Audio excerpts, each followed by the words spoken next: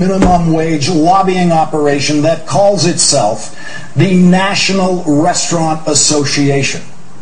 Joel Bennett, a lawyer for one of the women who got a year's pay settlement from the National Restaurant Association as a result of Herman Cain's alleged conduct, is negotiating with the association to release her from her confidentiality agreement and allow her to accept the Cain Campaign Challenge. Sue Hensley, Senior Vice President for Public Affairs Communication for the National Restaurant Association. Do we have a picture of Sue? We do? All right, I agree. Put it up. That's right. Put it right up there. I want people to see the people who are currently protecting the secrets of Herman Cain.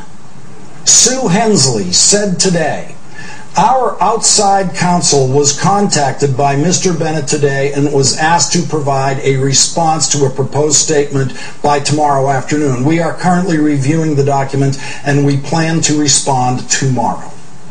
All eyes that are not on the Los Angeles courthouse tomorrow, where the verdict in the trial of Michael Jackson's doctor could be delivered, will be on the National Restaurant Association headquarters at 1200 17th Street Northwest in Washington, D.C.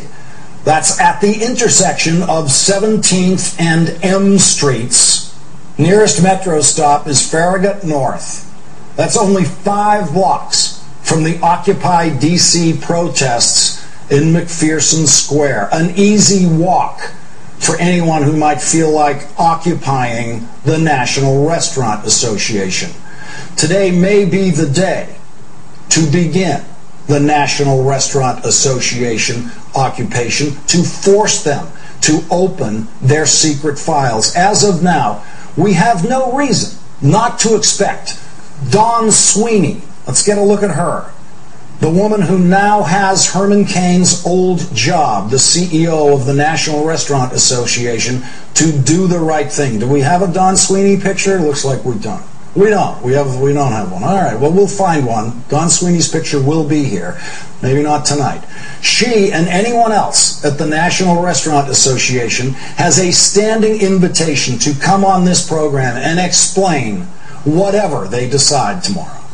The National Restaurant Association lives on the funding of its giant corporate sponsors. Here is a sample of who used to pay Herman Cain's salary and who is paying to keep his secrets now. 7-Eleven, Burger King, The Cheesecake Factory, Chipotle, Denny's, Domino's Pizza, Hooters, Krispy Kreme, McDonald's, P.F. Chang's, Starbucks, Wendy's, Walt Disney World. That is who is paying the salaries of the people who are keeping Herman Cain's secrets. I mean, boycott anything and everything on that list.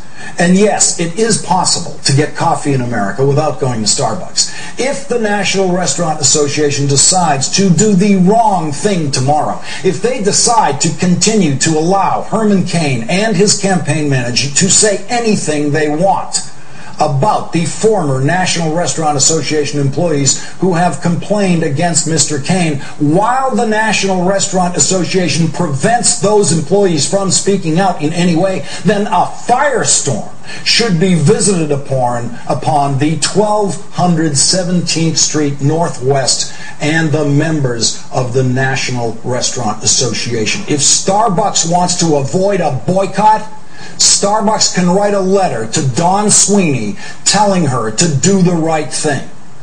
But that's what members of the National Restaurant Association should have to do to retain your business if Dawn Sweeney continues to let Herman Cain hide behind their confidentiality agreements.